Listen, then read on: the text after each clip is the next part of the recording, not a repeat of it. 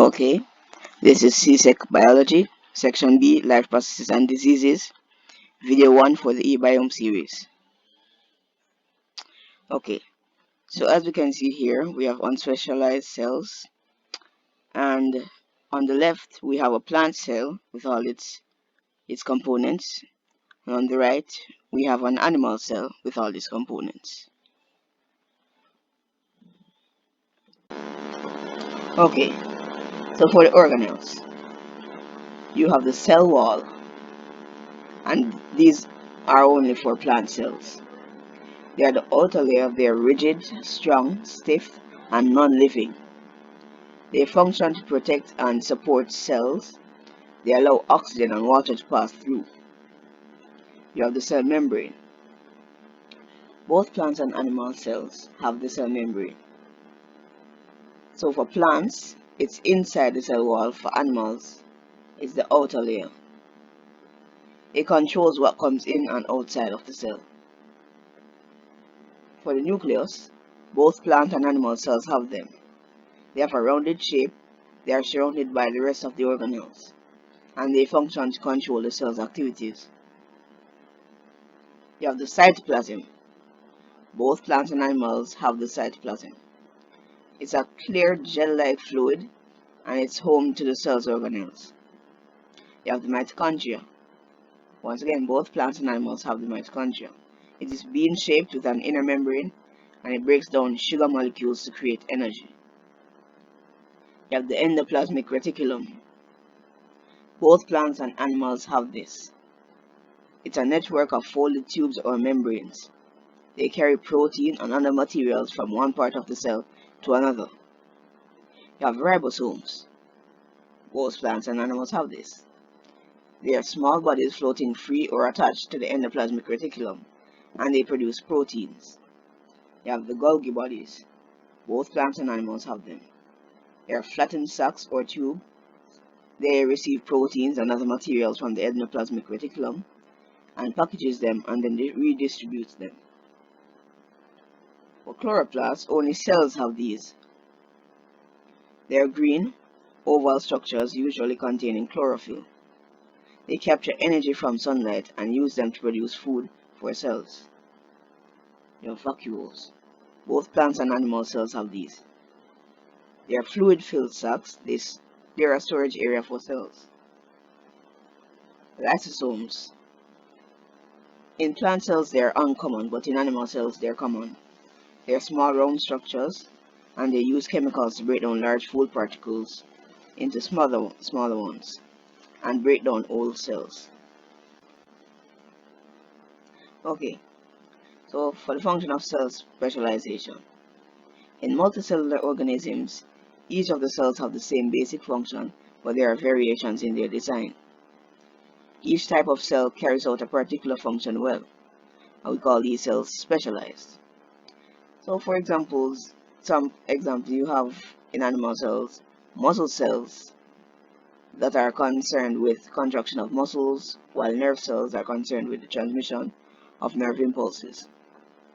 For plants, you have root hair cells. These are elongated and have absorptive functions, as well as epidermal cells which function to prevent water loss. So different tissues are made up of many specialized cells, which all carry out the same function. These tissues then form organs with even more specialized cells.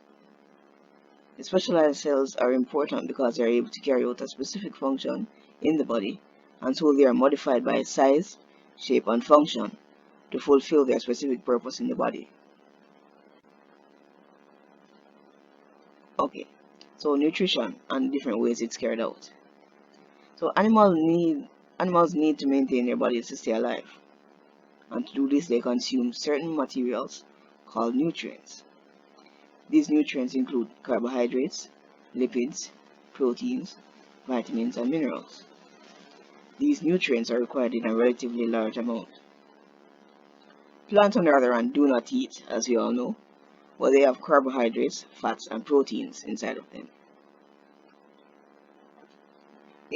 Heterotrophy, autotrophy, and saprophytic nutrition. Heterotrophic nutrition is the consumption of complex organic substances which animals feed on when animals feed. This process is carried out by animals since they do not make their own food. Autotrophic nutrition is the intake of simple organic substances by plants during photosynthesis. This process needs light energy from the sun to be carried out. Saprophytic nutrition is carried out by saprophytes, which are organisms which feed on dead organic materials. Some examples of saprophytes are decomposers and digitivores. Okay, so we have the light dependent and light independent stages. The chloroplasts are within green plant cells. The chlorophyll is the green pigment which traps sunlight or light energy. The energy is used to split water into hydrogen and oxygen molecules.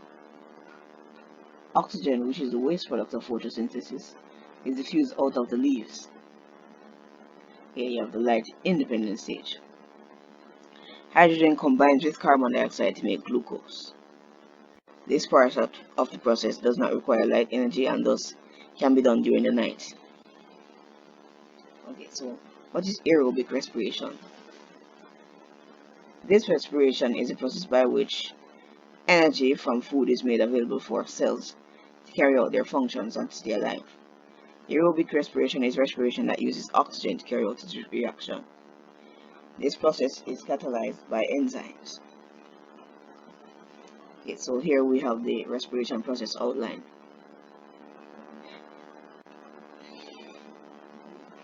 Okay, so the process of aerobic respiration. In plants and animals, glucose is the main type of food used for energy production. Energy is released when glucose is oxidized by oxygen. The waste products of this reaction are carbon dioxide and water. Each step of the breakdown of glucose, energy is released, and this is used to convert ADP into ATP.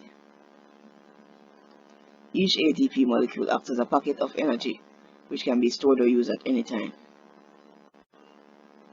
Okay, so here we have aerobic versus anaerobic respiration.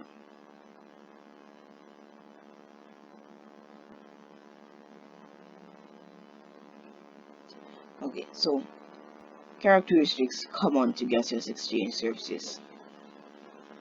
Gaseous exchange surfaces are those surfaces wherein the exchange of CO2 and O2 takes place. These surfaces must be able to facilitate a lot of gaseous exchange to take place, gaseous exchange to take place quickly, and gaseous exchange to take place continually.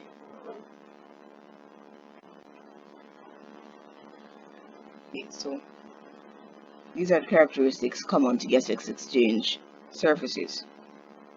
You have a large surface area, you have thin surface for gaseous exchange, and a constantly moving transport medium. So the large surface area is to facilitate quick gaseous exchange and to facilitate large amounts of gaseous exchange.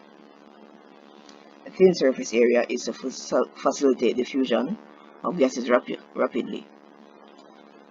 In humans, the alveoli and capillaries surrounding them have thin membranes, which are one cell thin. For the constantly moving transport medium, this is so that gaseous exchange can happen constantly and so that the concentration gradient is always maintained. Okay, so now we're moving on to the effects of smoking. Nicotine makes cigarettes highly addictive. It reduces flow in and out of the lungs and paralyzes the cilia lining the trachea.